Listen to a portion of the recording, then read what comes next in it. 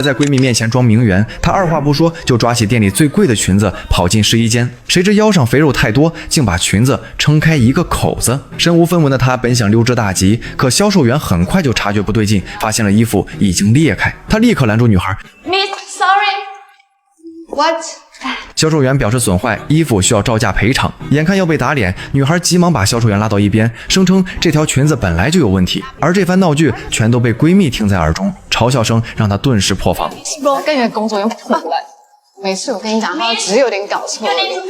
可销售员却再次追了上来，眼看争执愈发激烈，闺蜜不忍丢脸，表示自己愿意花钱买下这条裙子，而短发女孩却贴脸开大，说这样吵闹真的有些丢脸。两人的一番好意，女孩只觉得脸上一阵火辣辣的疼。小插曲过后，三人又来到泳池边喝下午茶，当然又免不了一场攀比。谈论到今后的发展时，女孩声称她可不想继承家族的事业，想要进军巴黎做一名时尚圈的网红，却遭到家人反对。就在这时，一个女人突然闯了进来。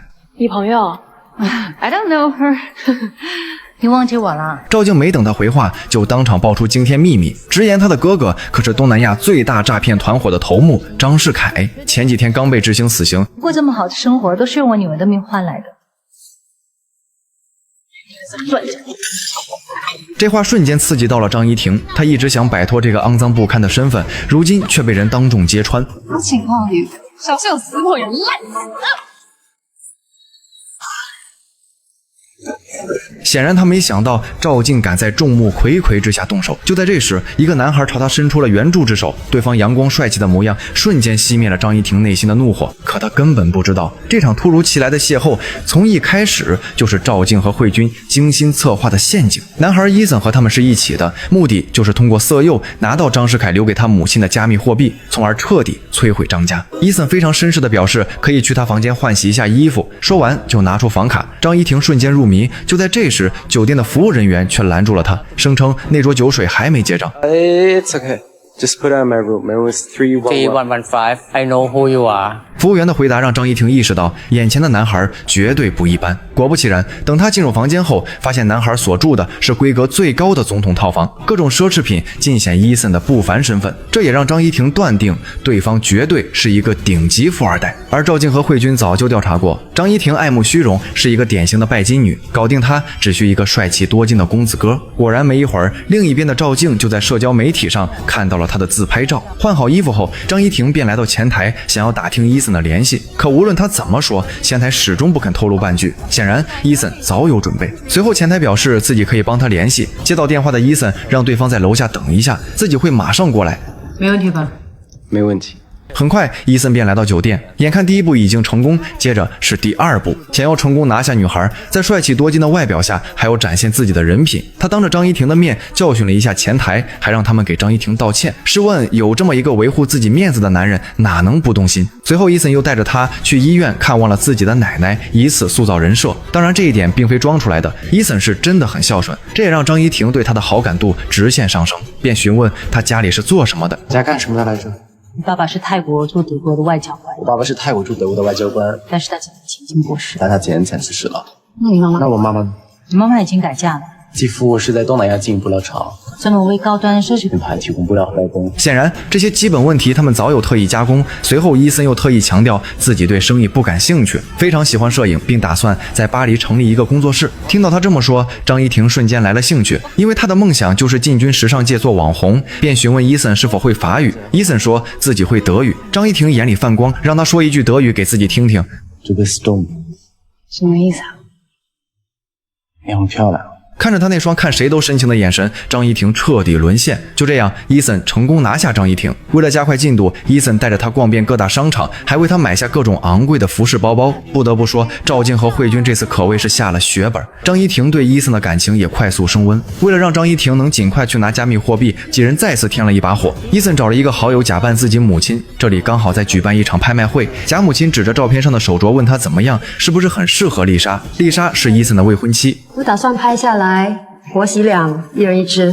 对不起，没事。妈，我再给你介绍一下，这是 Christina， 她是我女朋友。伊森连忙向母亲介绍，说自己只想和真心喜欢的人在一起，这样才能活得开心。显然，伊森的做法让张怡婷得到极大安慰，假母亲自然继续扮演黑脸。你开心，我不开心。家族的影响力和财力才是让我最开心的选择。妈，你等我一下。一副很穷的样子。贾母亲的话一字不差地落入张怡婷耳中，很快拍卖会便开始了。那对手镯也在这时展露出来，起拍价为5万。张怡婷注意到伊森的母亲一直在看那对镯子，似乎真的非常喜欢。很快拍卖就正式开始，除了伊森母亲，其他人似乎也看上了这对镯子，价格也开始一路飙升，并且还有一个戴眼镜的少妇和伊森母亲杠上了，两人谁也不肯相让。而伊森每次喊价时都会故意瞟一眼张怡婷，很快价格就飙到65万美元。伊森母亲想给张怡婷一个机会，可对方迟迟没有动静。眼看镯子就要落入他人之手，伊森母亲便想再次出价，却被伊森拦了下来，因为他相信对方肯定会出手。果然，就在要敲定的时候，张怡婷举起了牌子。Thank you very much. Number 146 at $700,000 US. 在干嘛？最终没有人再出高价，由张怡婷拿下这对翡翠镯子。那个手镯送您当见面礼。Christina 张，家父在福建做生意的，很高兴认识你。见鱼儿终于上钩，贾母亲表示周末有空一起吃个饭，大家互相了解一下。然而来到签字环节，张怡婷却犯了难。别说70万美元，她身上连7000块都不到。因为张母被盯着，她想要拿出一笔巨款根本不可能。可就在这时，伊森假意走来要帮忙付款，说他妈妈非常开心，他从来就没有这么看好一个女孩子。眼见话都说到这个份上，张怡婷哪还好意思推脱，只能硬着头皮签下自己的大名。最后工作人员找到他，说7天之内必须付清尾款，否则拍卖品将视为流拍，定金也将不予退还。Peace and 本阳棒。因为太热情，根本就不像我妈。为了拿到尾款，张怡婷急急忙忙来到太极会，却发现这里在做法事。询问下才得知哥哥的骨灰盒里跑进了蚂蚁。张母以为闹了鬼，便找来法师给儿子超度。张怡婷可不管这么多，张口就要100万。你疯了是不是？张母表示自己的钱都转入太极会了，需要过一段时间。可张怡婷哪里等得了，于是拿张世凯的秘密做要挟。你不要忘记，我哥死前对他做过什么事情，他可能不知道。但我呢，我可是清清楚楚。明天早上把钱转到户的，不然来找你就不只是鬼，还警察。张怡婷的一句要挟，直接撕开了张家最血腥的秘密。时间回到2019年，张世凯的园区被捣毁后，他就被遣送回台湾。此时张母正在竞标一块地皮，如果能拿到，起码能赚好几个小目标。但郭委员却有个条件，那就是绝不能跟诈骗扯上关系。如今张世凯的事情已经闹得沸沸扬扬，必须要跟他划清界限。可张世凯却还想着逃回班卡，东山再起。不用担心啊，后面的事杨哥都帮我安排好。杨哥是张世凯的顶头上司，这时小弟走了进来，声称可以收拾行李出发了。眼见张世凯不听劝，张母瞬间动了杀心，因为张世凯要是再被抓住，自己也会受到牵连。于是他花了1000万买通了这个小弟，让他杀掉张世凯。这些人都是见钱眼开的混混，只要给钱就好办事。当天晚上，他就用药物将张世凯迷晕了过去。可就在要动手时，小弟却坐地起价。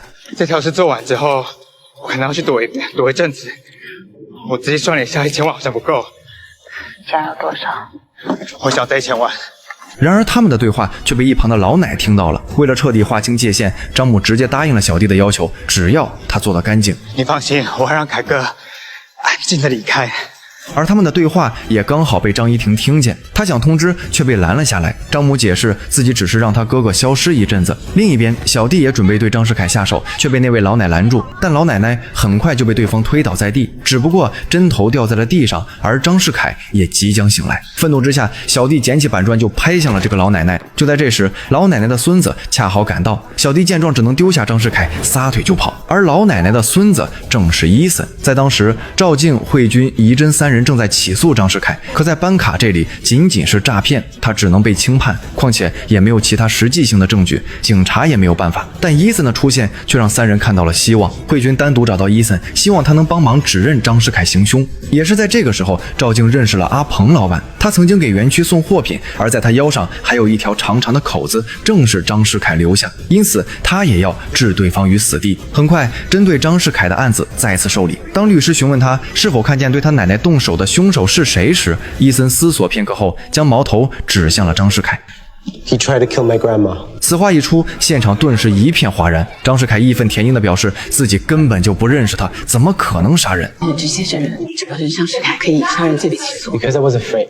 He killed so many people and he's fugitive. I was afraid he's going to avenge me. I decided to trust the law. And I believe that the justice system will give this monster the punishment. I will kill you, motherfucker! 经过这次审判，案件也终于迎来了转机。就这样，1审被驳回，2审被判20年后，在3审之下，张世凯终于被宣判死刑。为了方便照顾珍珍，慧君留在了班卡，阿鹏又帮忙给慧君找了一个看店的工作，刚好就在他的药店旁边。时间再次回到2024年，张怡婷第2天再次向张母索要100万，见对方还在威胁，张母直接让人把他关了起来。但今天晚上就是和伊森母亲一起吃饭的日子，为此伊森还特意给他准备了一条裙子。就在这时，伊森给他打来电话，说手镯的钱已经帮他付过了，晚上吃饭时会以他的名义送给自己母亲，只要准时到就可以。不行啦，我就说我付就好啦。我明白你的心意。伊森再次给他送了一波糖衣炮弹，张怡婷瞬间被感动到，答应会准时出席。可门口有人看守，为了能逃出去，张怡婷只好把窗帘都扯下来，然后当做吊绳溜了出去。可等他赶到时，还是错过了吃饭时间。看得出来，伊森很是生气，接着又甩给他一份文件。这是我妈刚才给我的，这些新闻上的照片是你吧？这个张世凯就是你哥吧？你想解释一下吗？张怡婷瞬间愣住，对于这件事儿，她根本无从辩解，因为真相就是如此。伊森见状，直接驾车离开了这里，但在半路上又停了下来，并让司机打开车门。显然，对于这种恋爱脑的女生，一紧一松才是最好的手段。此时，伊森正在打电话。I just exchanged bitcoins. You got the money. This may not follow the rules, but I need to cancel the bank deal. Just refund the money to Miss Zhang's credit card. Thank you. 伊森故意提起比特币，目的就是让张怡婷想起家里的加密货币。随后又来了一波糖衣炮弹，直言自己生气并不是因为他的身世，是不该隐瞒自己对他的喜欢也不会因为这些外在条件而改变，这些都是他哥哥的错，跟他毫无关系。伊森的话让张怡婷瞬间泪目。你跟我走吧，一起去一个没人认识的地方。你等我2年，我这可以不用经过我妈的同意，动用家族信托的钱，只是借你这钱。你可能要陪我过2年的日子，会让我过上苦日子。显然，伊森的这番话让张怡婷从被动化为了主动，接下来就是让他去拿到加密货币。一场精密的算计也在此刻打开一个缺口。可这场以恶制恶的博弈之下，却暗藏着更恐怖的真相。诈骗案唯一幸存者安琪始终游走在棋局边缘，他的每一句话、每一个举动都在颠覆已知的真相。当受害者披上谎言的外衣，用骗局惩戒罪恶，这场以恶制恶的复仇，到底是正义降临，还是双双坠入深渊？好了，本期解析到此结束。我是羊仔探剧，我们下期见。